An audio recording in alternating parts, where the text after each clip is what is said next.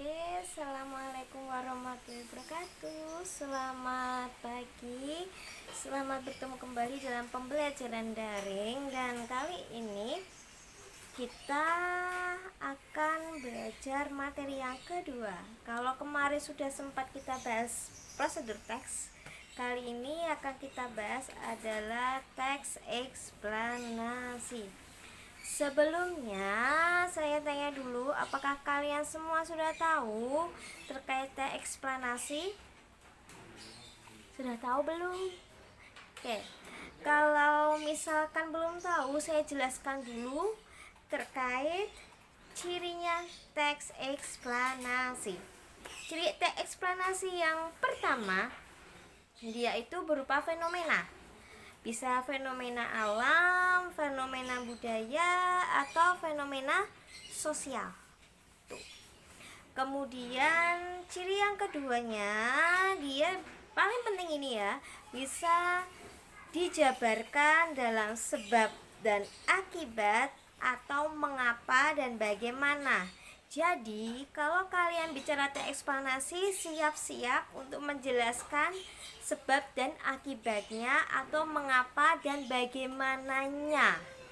Contoh, ketika kita bicara gunung meletus, gunung Merapi, itu kita akan jelaskan dulu mengapa gunung itu bisa meletus. Bagaimana dampaknya setelah meletus, seperti itu. Itu namanya teks eksplanasi. Baik, Ibu sajikan dua gambar. Yang satu bisa dilihat itu gambar apa, kemudian yang satunya bisa dilihat gambar apa. Oke, coba kalian tebak mana yang bisa dijadikan sebagai teks eksplanasi. Yang pertama, dia merupakan fenomena, yang kedua sebab akibat. Coba dicek yang mana, tolong beritahu Ibu yang mana. Oke, jawabannya adalah yang banjir. Kenapa banjir? Karena banjir di situ nanti dari gambarnya bisa dijelaskan untuk sebab akibatnya, mengapa dan bagaimananya. Oke, sudah paham ya untuk ciri teks eksplanasi. Sekarang kita masuk ke dalam struktur teks eksplanasi. Struktur yang pertama itu ada pernyataan umum. Struktur yang kedua ada deret penjelas. Struktur yang ketiga ada interpretasi. Nah, ini Ibu sajikan dulu yang pernyataan umum. Ketika kalian bicara pernyataan umum, coba dibaca dulu ya contohnya. Sambil Ibu jelaskan untuk cirinya. Pernyataan umum itu berupa pengenalan. Nah, kalau kalian lihat di teks itu, pernyataan umumnya berupa perkenalan tidak? Iya, jelas. Di situ dia berupa perkenalan. Perkenalan apa? Mengenalkan jenis-jenis sampah. Paham? Simpan ya. Kalau pernyataan umum itu berupa pengenalan.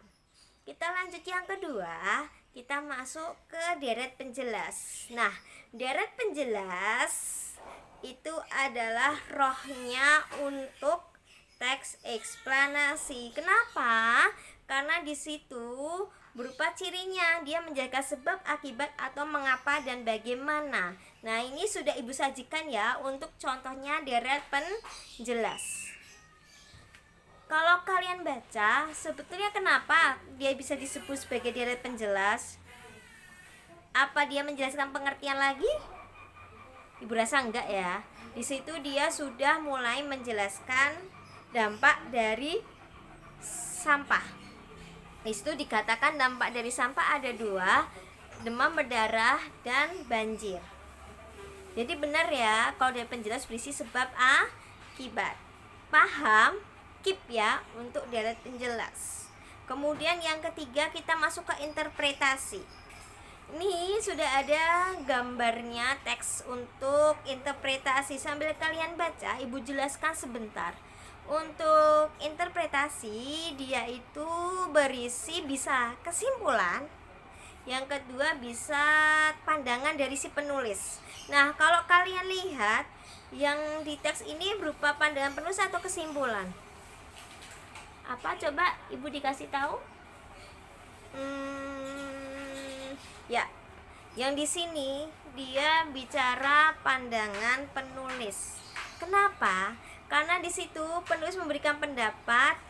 Jadi sebaiknya kalau kita mengolah sampah yang organik ya dibuang di tempat sampah. Kalau yang anorganik bisa dicoba untuk didaur ulang, dibuat kerajinan. Nah, makanya layak ini sebagai interpretasi. Jadi saya berikan penekanan sekali lagi, pernyataan umum adalah pengenalan, deret penjelas adalah sebab akibat. Interpretasi itu apa? Interpretasi adalah pandangan penulis atau kesimpulan. Oke, cukup untuk daring hari ini. Semoga bisa bermanfaat. Sampai jumpa di lain kesempatan. Assalamualaikum.